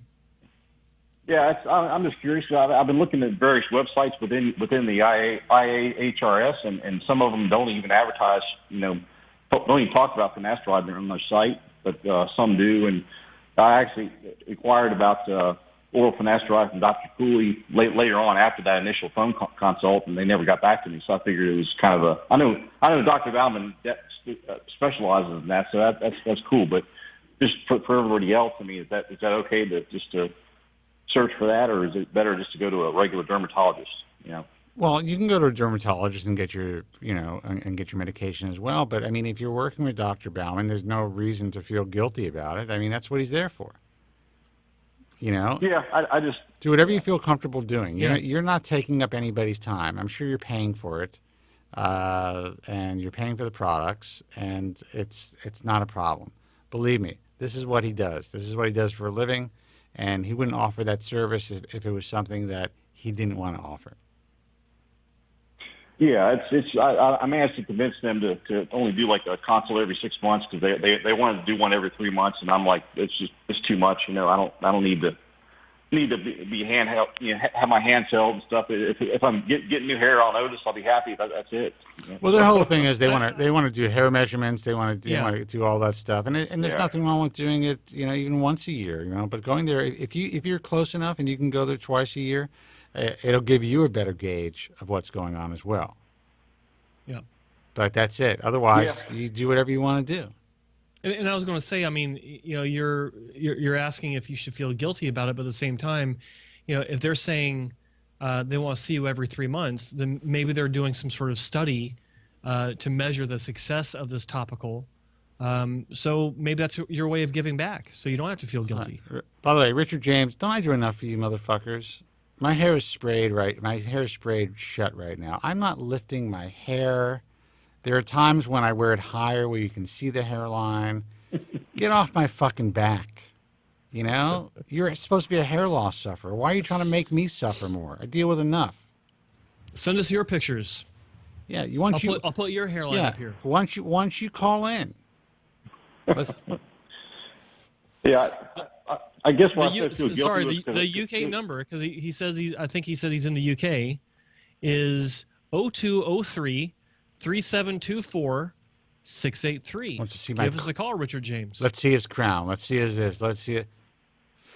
I've done enough in my life for you motherfuckers. And at the time, if I want to comb my hair back, I will. But usually when you see my hairline is when I get a fresh haircut, because that's when it looks tightest. And that's when I'm going to show it to you. Jesus Christ.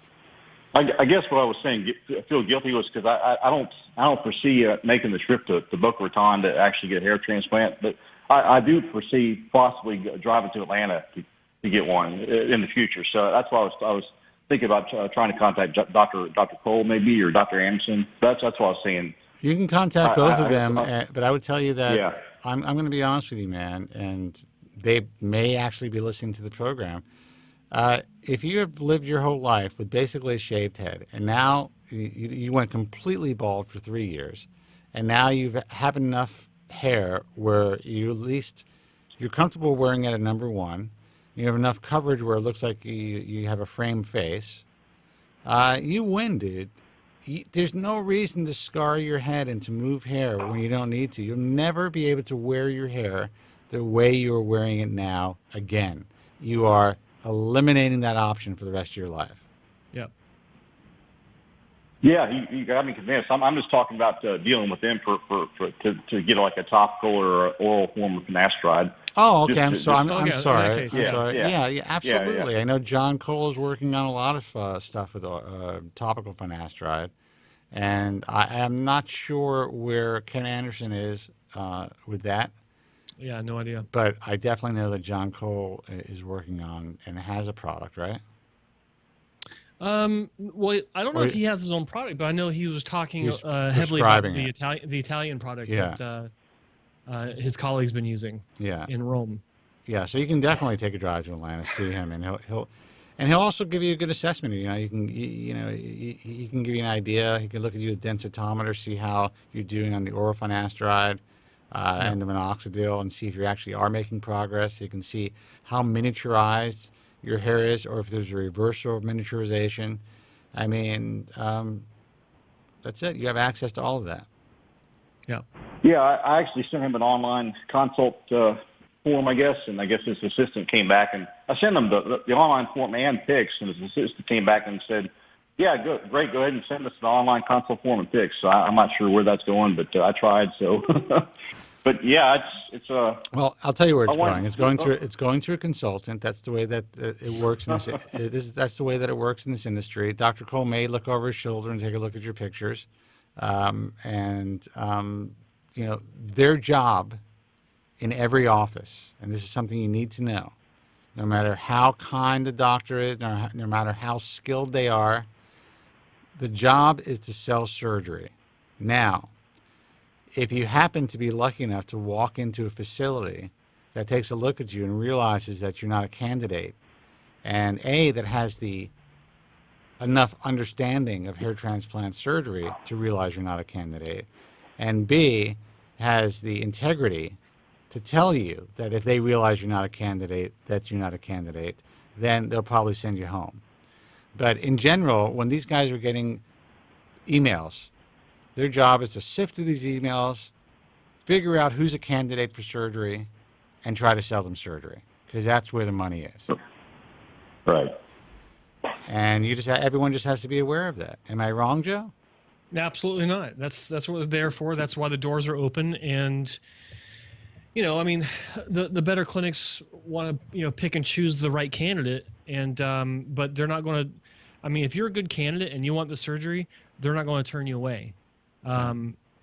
We'll sit here and tell you that if you're happy, well, I can't say that definitively, but yeah, I mean, if you've been like this you're 47 years old, you've been like this all of your adult life, shaving your head,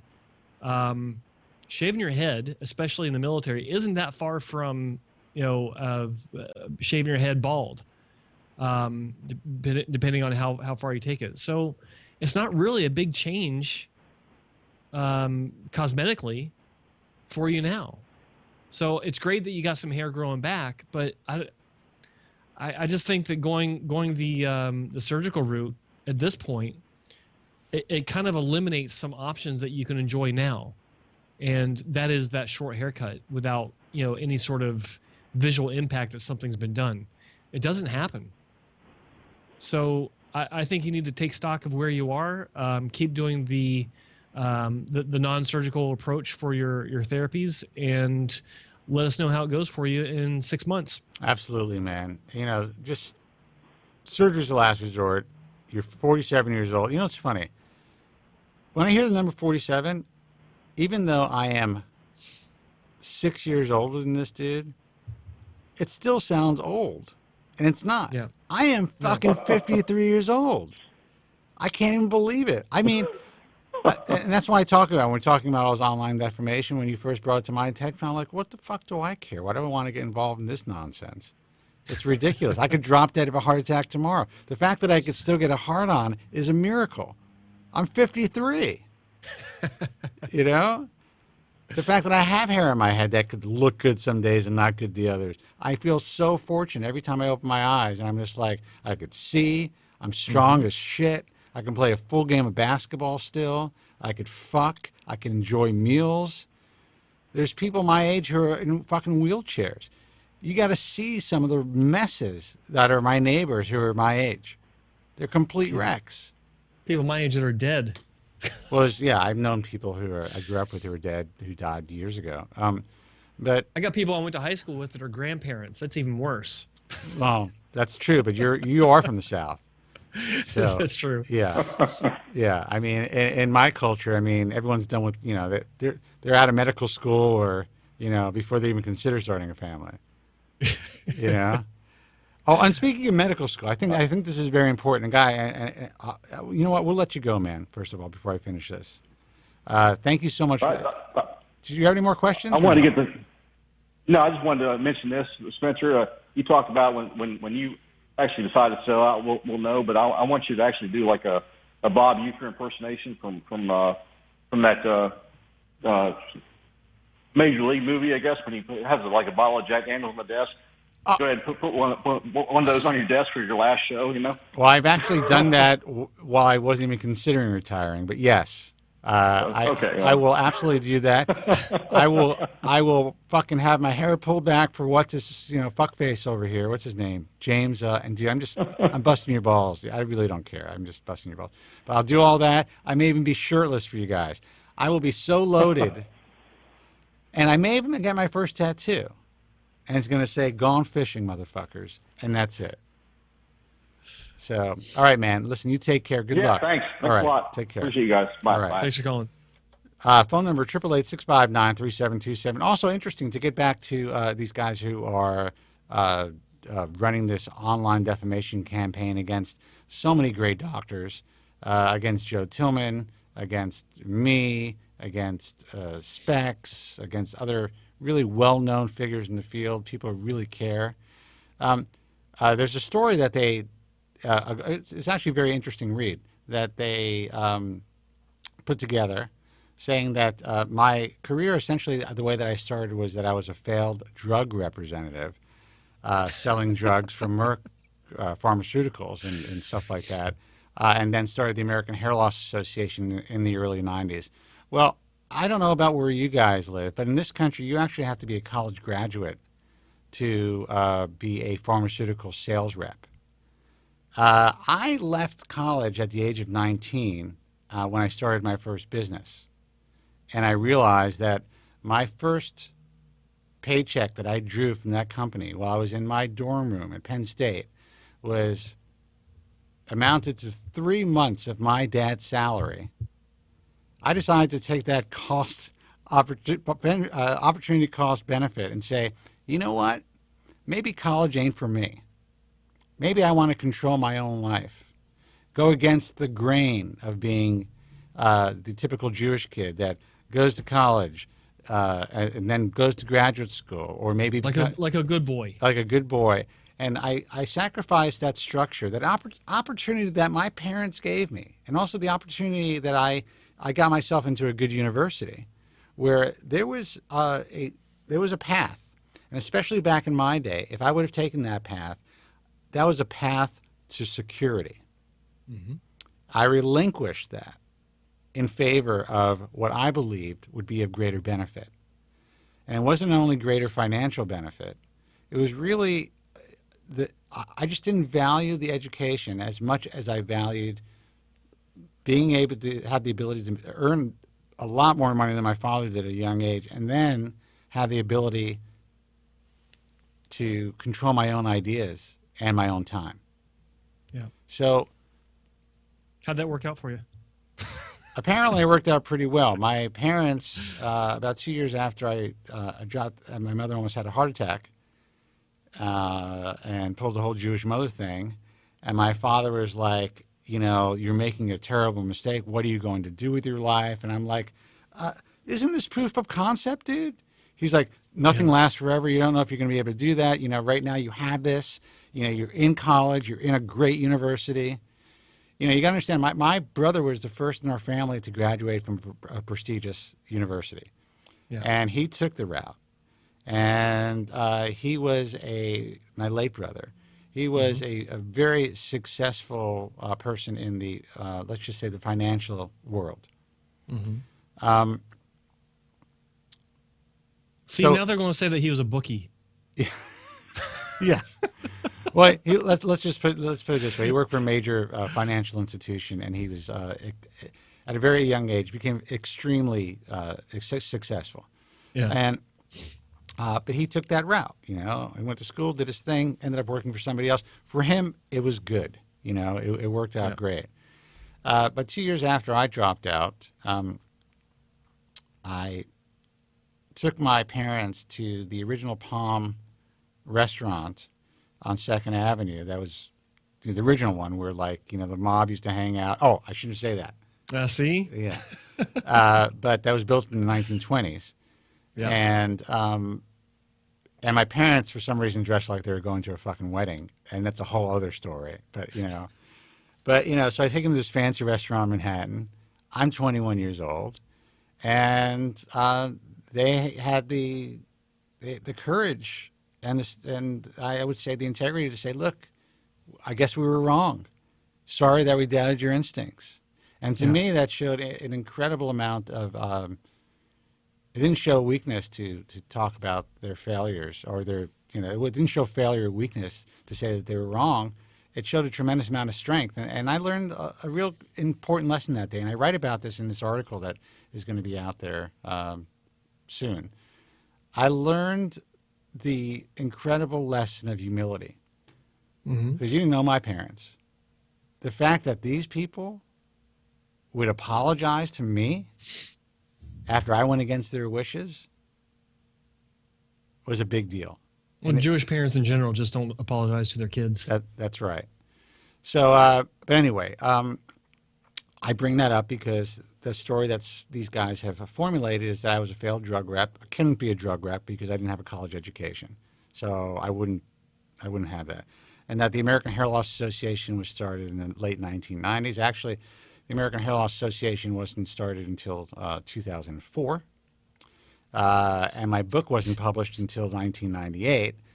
So, and the IHRS wasn't established until 2001. So the IHRS could not be the British Association of Hair Restoration Surgeons or Surgery could not be an offshoot of the IHRS since it was actually founded in 1996, 2 years prior to me ever getting published.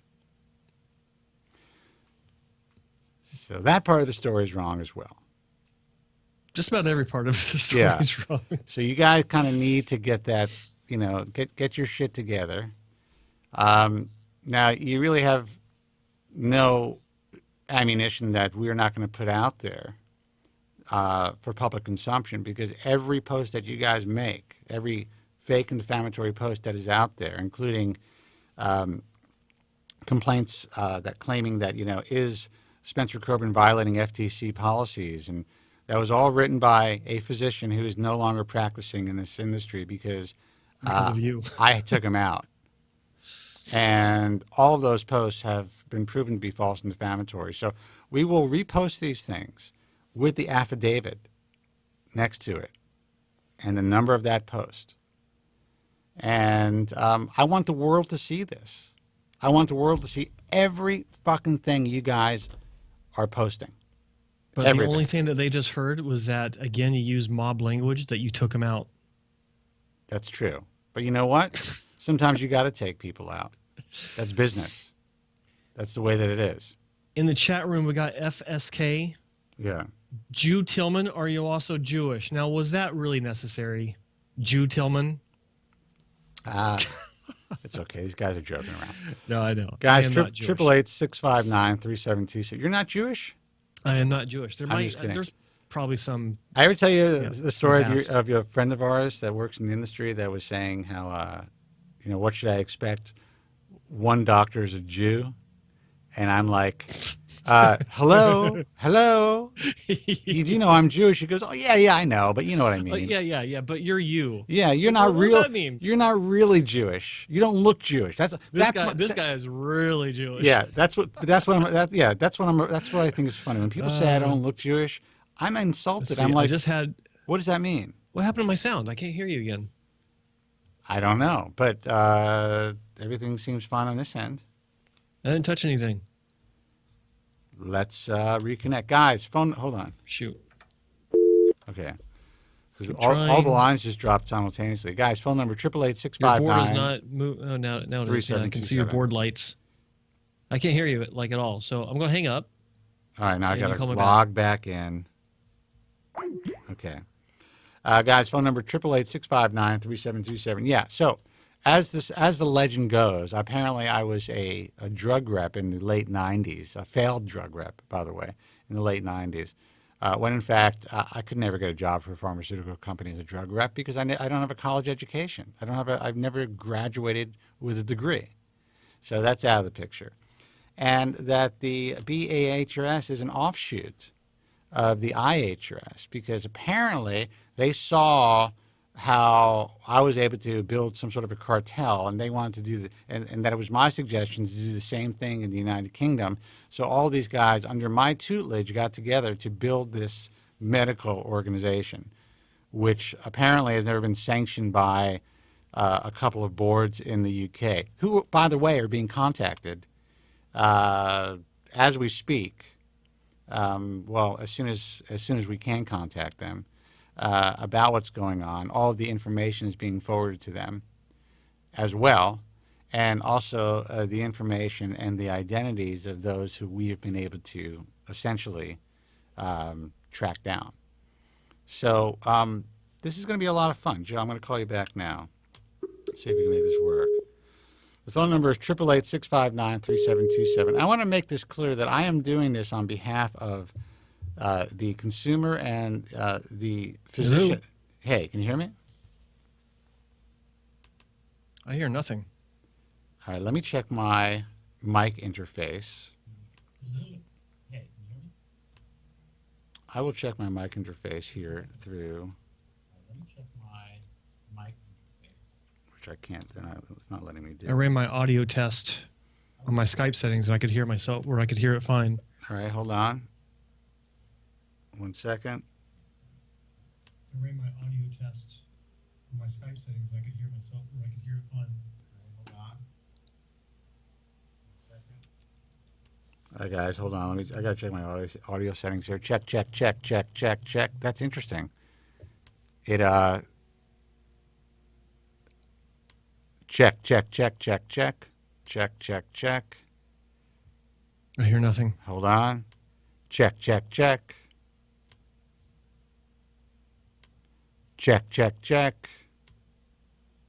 That's so weird. It changed my mic settings. It should be check. All right.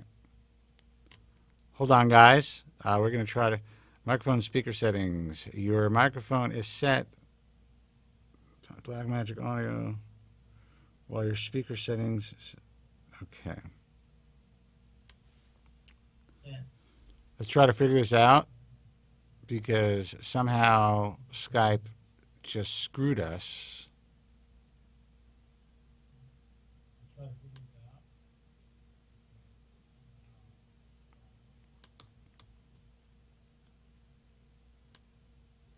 All right.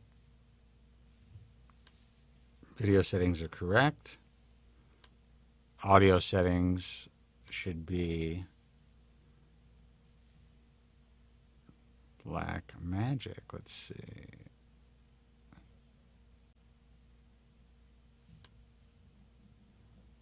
Check one. Check.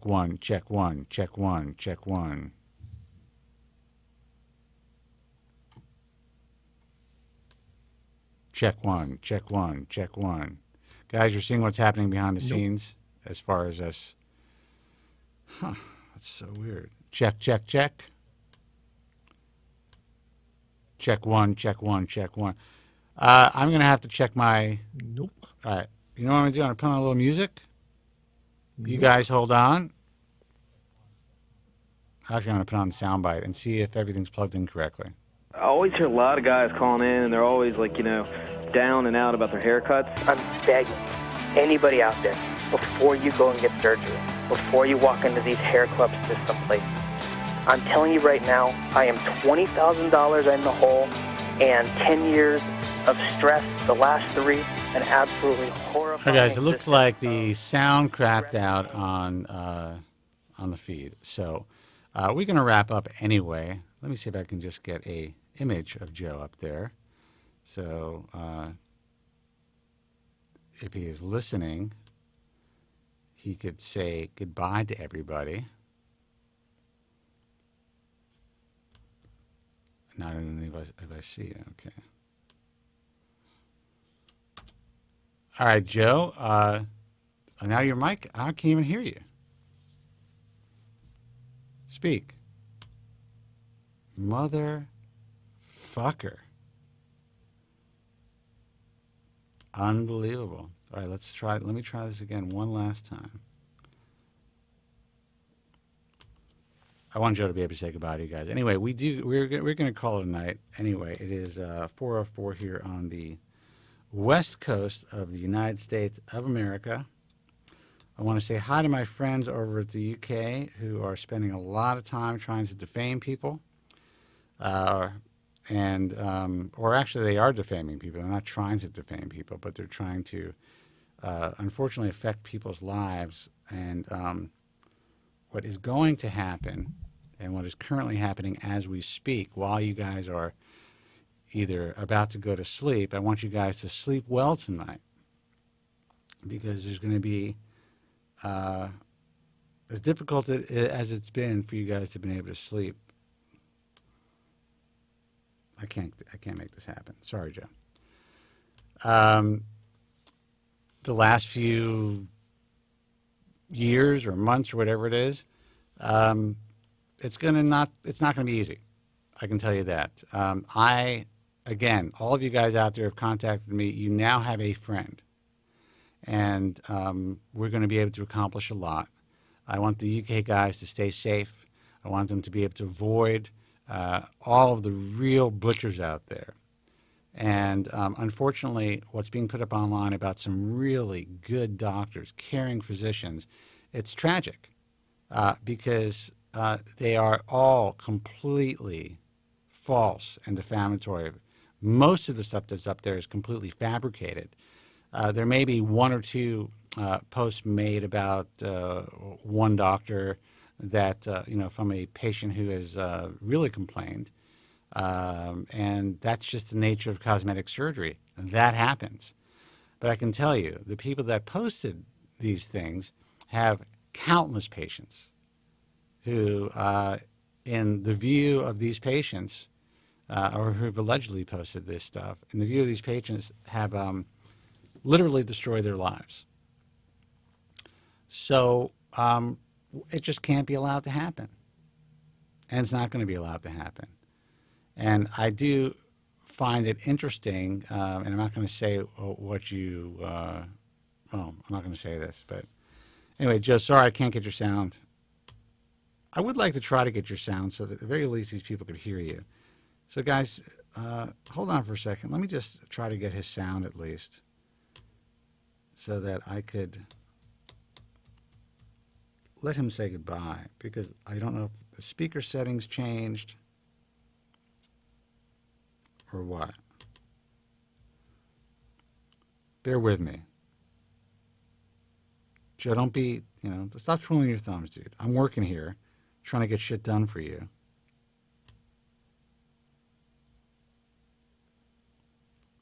Let's see. Audio settings.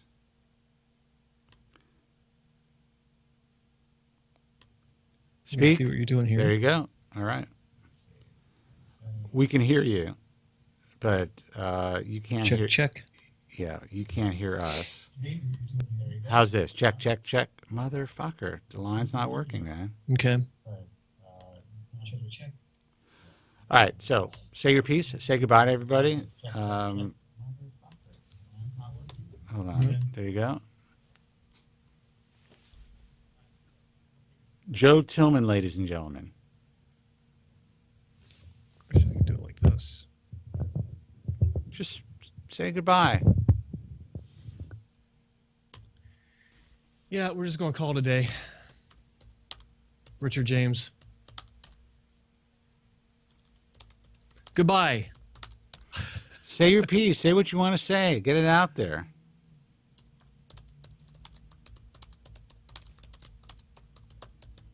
Technology is wonderful, though. I can communicate to him with words. It's kind of discombobulating to not be able to hear what's going on and say my piece. So it's like smoke signals.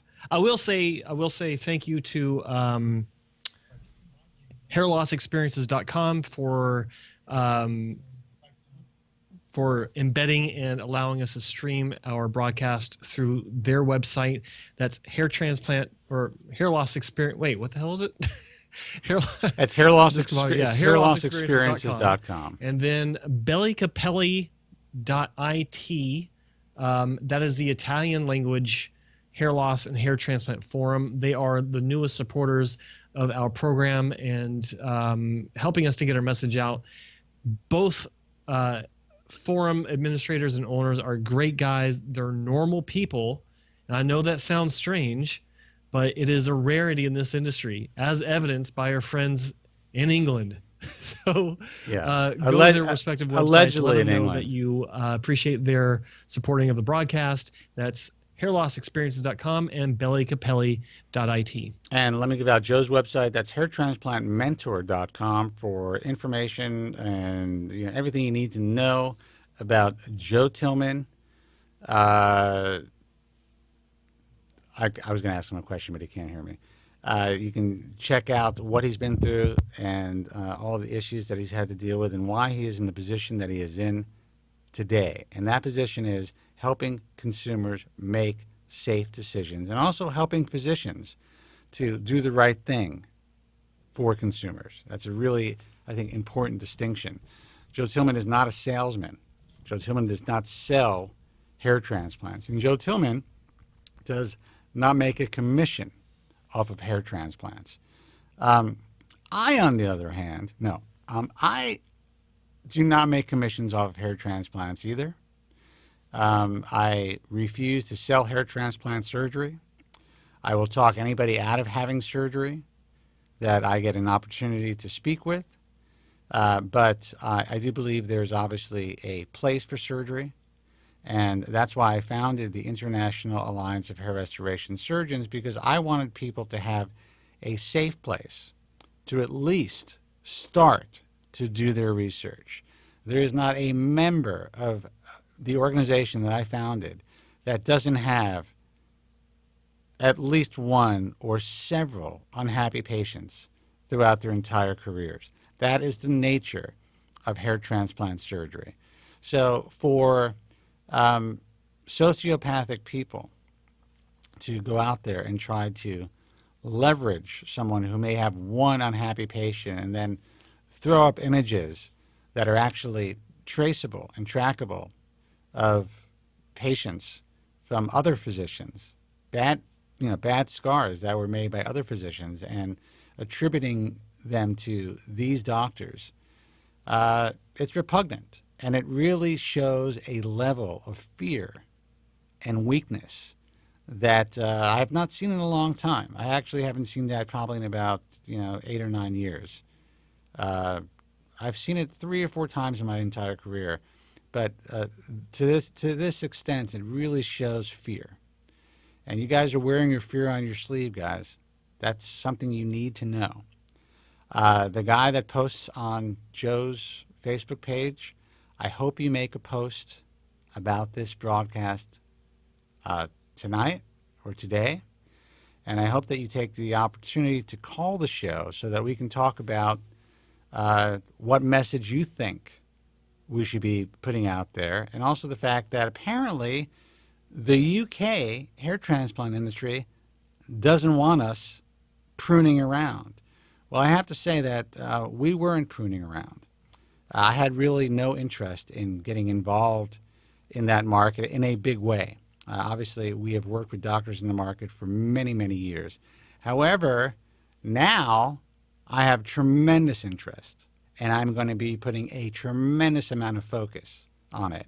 And we are going to go into that market and basically let that part of the world, across the pond, as you put it, really in on the reality of what's happening in the hair transplant field in your particular area of the world. And it is going to be a focus of mine. I am going to actually write for a couple of papers about this.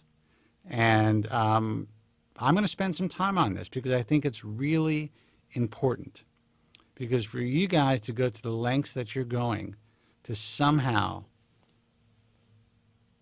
defray or somehow deflect everything that, if these are the people that we think they are, have done to poor, vulnerable human beings who saved their money, took time off of work, put their trust in you. You guys are the bad guys. What does that sound? Someone playing the trombone? Jesus. Anyway, websites, thebaldtruth.com.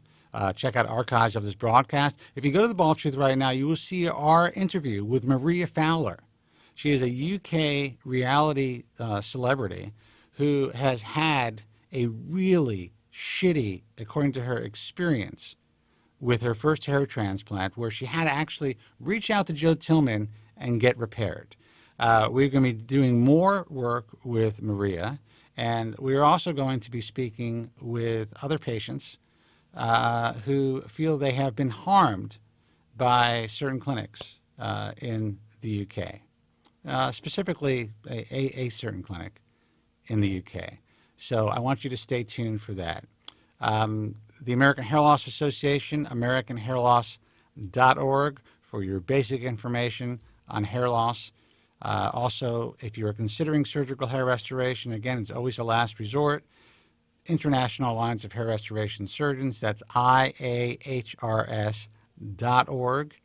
And let's see. Oh, dude, you want to sign up for iTunes. We had a tremendous amount of downloads on the shows that have been slowly been drip feeding. I've had our guy in Detroit drip feed some of the shows that I have been not putting up. Well, they're killing on iTunes. So do me a favor, go to Guys from Queens Network. I want to thank the Guys from Queens for syndicating the show on iTunes. Just look up The Bald Truth Hair Loss Show and subscribe. Download. The more downloads we get, the better. Also, subscribe to thebaldtruth.com. We don't solicit you with anything. All you will get in your email box is basically alerted to the fact when we put up a show or a segment, or I may be actually putting up some, some blog posts soon that I think are going to be very valuable for the UK readers and listeners of the show to read. So you can look out for that. And I guess that's it. Again, Guys from Queens Network, guysfromqueens.com. Check them out. They syndicate this program. I also want to thank iHeartRadio for syndicating the show and iTunes Radio as well. Until next time, and sorry for the technical issues, guys. Until next time, be strong, God bless, and thank you so much for listening. Have a good night. Oh, there you go. Thank you very much. I'm sorry for any inconvenience you may have been put to prior to the program, and I'm glad you enjoyed it. And if you could now leave by the exits at the rear, that'd be splendid. Thank you. Good night. I always hear a lot of guys calling in, and they're always like, down and out about their haircuts. Sure. I lost my hair when I was 16 to 17 years old. That's heavy. Oh, man, I'm sorry to hear that. No, it's all good, man. And the funny thing is that I've learned to overcome